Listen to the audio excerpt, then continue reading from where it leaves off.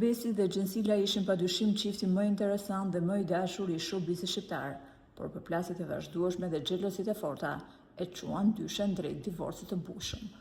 Dashuria e tyre tashmë i përket të kaluarës, por lufta mes tyre duket se nuk ka mbaruar. Besi raportohet se i ka dhënë fund beqarisë në fshehtësi të plot, duke nxitur edhe reagime të ashpra nga Gjensila. Gjithçka nisi nga një foto e fundit e aktorit. Besi u shfaq duke u lutur para një kryqi, por sytë të gjithëve mbetën te unaza e martesës në gishtin e tij. Sigur të mos mjaftonte kjo, Besi zgjodhi të shkruante: "Ky është viti më i lumtur i jetës time." Burime pranë tij konfirmojnë se Besi dhe partnerja e tij e re, Ejona, kanë kurorzuar dashurinë me martesë në një ceremoni ultra private familjare dhe shumë larg zhurmës së medias. Pas deklaratës së bushme, Ejona të dua, Besi duket se ka rilindur plotësisht. Por a mund të qëndronte Gjensila në heshtje? Absolutisht jo.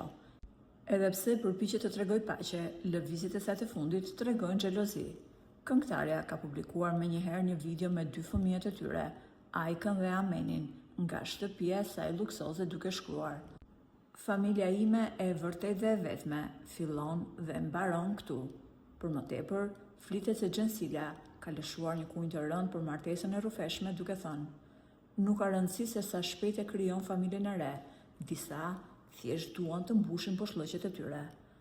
Martesa e Besit vjen në një moment jo shumë të mirë për Gjensilën, pasi lidhja e saj me Ledri Vulën ka përfunduar.